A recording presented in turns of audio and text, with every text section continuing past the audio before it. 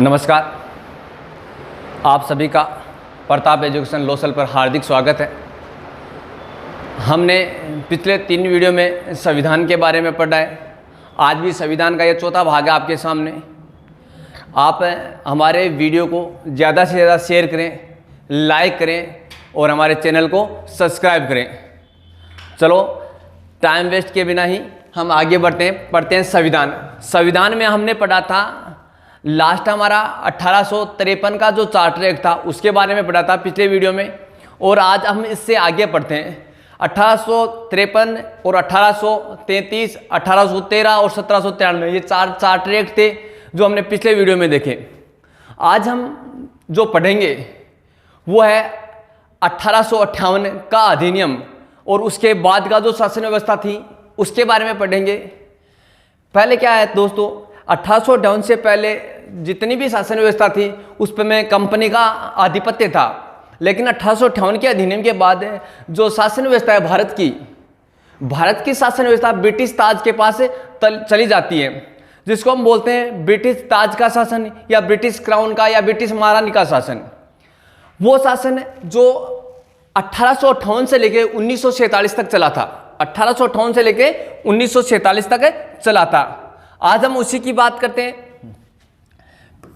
British ताज का शासन, British ताज का शासन,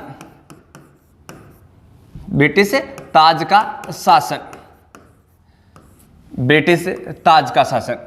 यह जो शासन व्यवस्था थी वो 1858 से लेकर 1947 तक थी। 1858 से 1947 तक ब्रिटिश ताज या ब्रिटिश क्राउन की शासन व्यवस्था रही या ब्रिटिश महारानी के आधिपत्य में शासन व्यवस्था रही थी भारत की। इस में हुआ क्या था, जब 1857 की क्रांति हुई थी उसके पश्चात ब्रिटिश संसद को लगने लगा, ब्रिटिश शासन व्यवस्था को लगने लग गया था कि अब कंपनी और अधिक दिनों तक भारत में नहीं रुक सकती। इसलिए ब्रिटिश संसद ने शासन की जो बागडोर थी कंपनी से अपने हाथों में ले ली। इसके लिए उन्होंने सबसे पहले 1858 का अधिनियम निकाला। 1858 का अधिनियम निकाला। दोस्तों, इस अधिनियम को भारत में शासन को अच्छा बनाने वाला अधिनियम कहते हैं। भारत में शासन को अच्छा बनाने वाला अधिनियम, अच्छा बनाने वाला अधिनियम कहते हैं। भारत में शासन को अच्छा बनाने वाला अधिनियम नाम से जाना जाता है। Better government of India, Bharat के शासन को अच्छा बनाने वाला अधिनियम। इसके अंतर्गत होता क्या है, सबसे पहले देखो ब्रिटेन की जो महारानी थी, महारानी विक्टोरिया। इस समय ब्रिटेन की महारानी कौन थी? ब्रिटेन की महारानी थी विक्टोरिया। महारानी थी विक्टोरिया। ब्रिटेन की महारानी कौन थी? विक्टोरिया थी। इन्होंने घोषणा की थी, इन्होंने सबसे पहले तो जो भारत में गवर्नर जनरल होता था, भारत के गवर्नर जनरल का पदनाम वायसराय किया। जो भारत में पहले गवर्नर जनरल होता था, हमने देखा था पिछले वीडियो में कि सबसे पहले बंगाल का गवर्नर बना था रॉबर्ट क्लाइव। बाद में बंगाल के अधीन मुंबई और मद्रास प्रांत को लाए, उसका गवर्नर जनरल बना था वारेन हेस्टिंग्स। फिर 1833 के अधिनियम में जो गवर्नर जनरल था बंगाल का, उसे संपूर्ण ब्रिटिश भारत का गवर्नर जनरल बनाया जाता है और वहां थे लॉर्ड विलियम बेंटिंग। अब जो गवर्नर जनरल था उसका पदनाम क्या कर दिया? वायसराय कर दिया। अब वायसराय के नाम से वो जाने लगे। प्रथम वायसराय किसे बनाया गया? भारत का प्रथम वायसराय, भारत का प्रथम वायसराय, भारत का प्रथम वायसराय लॉर्ड कैनिंग को बनाया गया। लॉर्ड कैनिंग को बनाया गया। भारत का प्रथम वायसराय किसे बनाया गया? लॉर्ड कैनिंग को भारत का प्रथम वायसराय बनाया गया। अब जो महारानी थी विक्टोरिया, महारानी विक्टोरिया के द्वारा एक घोषणा की गई, एक घोषणा की गई, उसे विक्टोरिया घोषणा, विक्टोरिया घोषणा, इसे क्या कहते हैं? विक्टोरिया घोषणा कहते हैं। इसका दूसरा नाम है शाही घोषणा, शाही घोषणा, शाही घोषणा। इस विक्टोरिया घोषणा या शाही घोषणा को लॉर्ड कैनिंग के द्वारा इलाहाबाद के दरबार में सुनाया गया। जब इसे इलाहाबाद के दरबार में सुनाया गया तो इसे इलाहाबाद घोषणा भी कहते हैं, इलाहाबाद घोषणा भी कहते हैं। किस नाम से जानते हैं? इलाहाबाद घोषणा के नाम से भी जानते हैं। इसी विक्टोरिया घोषणा या इलाहाबाद घोषणा को जो शिक्षित वर्ग था, शिक्षित वर्ग जो पढ़े लिखे लोग थे आपकी तरह, शिक्षित वर्ग ने इसे अपने अधिकारों का मेग्ना कार्टा कहा, अपने अधिकारों का मेग्ना कार्टा कहा, अधिकारों का मेग्ना कार्टा का। जो शिक्षित वर्ग था उसने किस नाम से दिया? अपने अधिकारों का मेग्ना कार्टा। जो भारत का संविधान है उस संविधान के भाग 3 को, संविधान के भाग 3 को किस नाम से जानते हैं? मेग्ना कार्टा के नाम से। देखो हमने देखा है किसी भी अधिकारियों से संबंधित जो बात आती है उन्हें लगभग मेग्ना कार्टा के नाम से जाना जाता है। तो यहाँ पर भी अधिकारों का मेग्ना कार्टा कहा था शिक्षित वर्ग ने। जो ये घोषणा थी दोस्तों, इसमें जो लॉर्ड कैनिंग थे, कौन थे? लॉर्ड कैनिंग वायसराय थे। लॉर्ड कैनिंग के द्वारा ये घोषणाएं पढ़कर सुनाई गई थी। इसमें जो सबसे प्रमुख घोषणाएं थी वो थी कि भारत में सहयोग की नीति अपनाएंगे, सहयोग की नीति अपनाएंगे, कि जो शासन व्यवस्था है उसमें हम भारतीयों का सहयोग लेंगे। इंग्लैंड के लोगों ने कहा, ब्रिटिश संसद ने कहा कि हम भारतीयों का सहयोग लेंगे। दूसरी बात, जो हड़प नीति थी लॉर्ड डलहौजी के काल में शुरू की गई थी, हड़प नीति को समाप्त किया गया। हड़प नीति का मतलब या गोद निषेध जो प्रथा थी उसे समाप्त किया गया। जो राजा महाराजा होते थे जिनके संतान नहीं होती थी उनका साम्राज्य अपने आप किसमें मिल जाता था? ब्रिटिश साम्राज्य में मिल जाता था। फिर जो अगली बात थी, सरकारी नौकरियों में जाति, सरकारी नौकरियों में जाति, धर्म व नस्ल के आधार पर भारतीयों के साथ भेदभाव नहीं किया जाएगा। फिर जो अगली बात थी वो थी कि जो 1857 की क्रांति में, 1857 की क्रांति में, 1857 की क्रांति में पकड़े गए लोगों को बिना शर्त के रिहा किया जाएगा, बिना शर्त के रिहा किया जाएगा। जो 1857 की क्रांति में लोग पकड़े गए थे उन्हें बिना शर्त के रिहा किया जाएगा।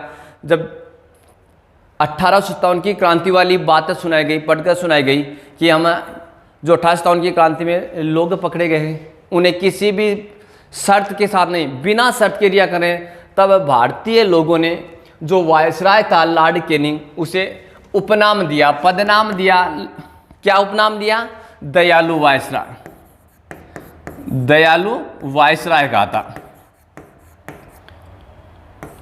दयालु वायसराय कहा था कि ये तो बड़े दयालु है जो देखो बिना किसी शर्त के सभी लोगों को क्या कर रहे हैं? रिहा कर रहे हैं। ठीक है दोस्तों। फिर होता है इसी अधिनियम में देखो एक गृह सरकार, भारत की गृह सरकार ब्रिटेन में स्थापित करते हैं। ब्रिटेन में भारत की गृह सरकार की स्थापना करते हैं, भारत की गृह सरकार की स्थापना करते हैं। कहाँ पर करते हैं? देखो ये स्थापना गृह सरकार की कहाँ पर की गई? ब्रिटेन में की गई। और ब्रिटेन का एक कैबिनेट मंत्री, ब्रिटेन का कैबिनेट मंत्री होता था, वो इसका प्रमुख होता था। इसके लिए भारत सचिव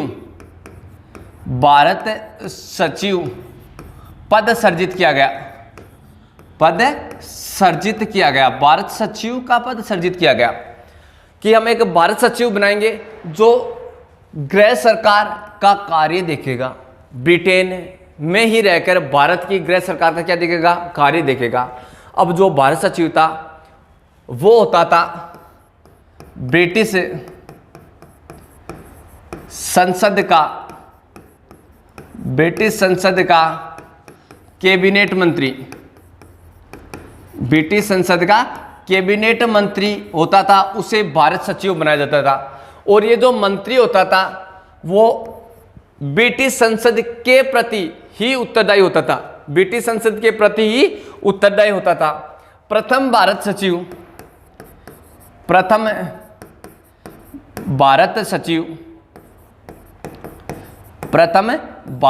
किसे बनाया गया? प्रथम भारत सचिव सर चार्ल्स वुड को बनाया गया, सर चार्ल्स वुड को बनाया गया, सर चार्ल्स वुड को प्रथम भारत सचिव बनाया गया था। इस भारत सचिव की सहायता के लिए, भारत सचिव की सहायता के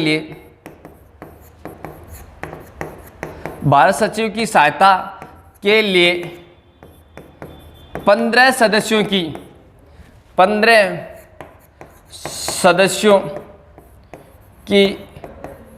भारत परिषद का गठन किया गया, भारत परिषद का गठन किया गया, भारत परिषद का गठन किया गया।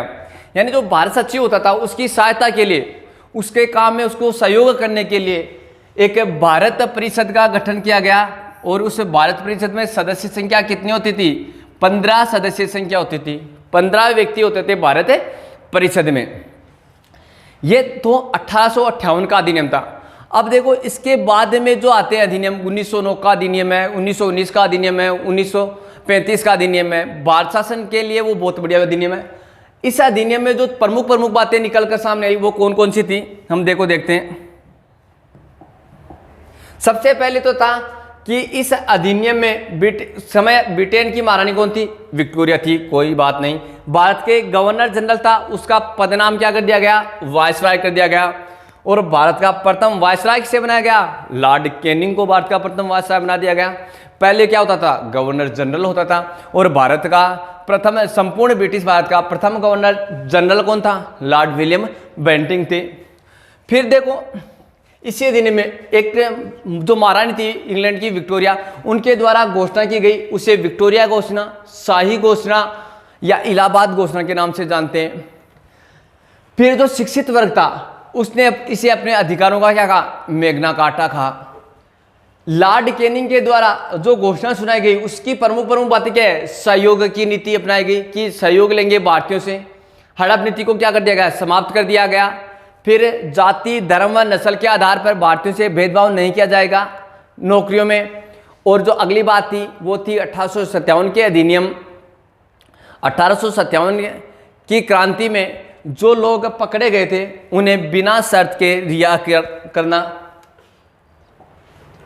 अगली बात थी कि इस अधिनियम के तहत ब्रिटेन में भारत की गृह सरकार स्थापित की गई भारत के लिए, और उसके लिए एक पद सर्जित किया गया था जिसे भारत सचिव के नाम से जाना जाता था। और भारत सचिव का पद है वो ब्रिटिश संसद का एक कैबिनेट मंत्री होता था, ब्रिटिश संसद का एक कैबिनेट मंत्री होता था, और वहां की संसद के प्रति ही उत्तरदायी होता था। अब इसका मतलब है कि एक केवल यह नाम मात्र की पद था। फिर है इस प्रथम भारत सचिव सर चार्ल्स वुड को बनाया गया। प्रथम भारत सचिव किसे बनाया गया? सर चार्ल्स वुड को बनाया गया। और भारत सचिव की सहायता के लिए एक 15 सदस्यों की परिषद का गठन किया गया जिसे भारत परिषद का नाम दिया गया। धन्यवाद दोस्तों, आपने इस वीडियो को अंत तक देखा, इसके लिए आप सभी का धन्यवाद। एक बार फिर प्रताप एजुकेशन लो सेल पर आप सभी का हार्दिक स्वागत है। और मैं आशा करता हूं कि जो आपने मुझे रिस्पॉन्स दिया पिछले 3 वीडियो में जो रिस्पॉन्स मिला वही रिस्पॉन्स इस वीडियो में मिलेगा। और आप ज़्यादा से ज़्यादा लोगों के पास इसे शेयर करेंगे और ज़्यादा से ज़्यादा लाइक और सब्सक्राइब करेंगे। धन्यवाद।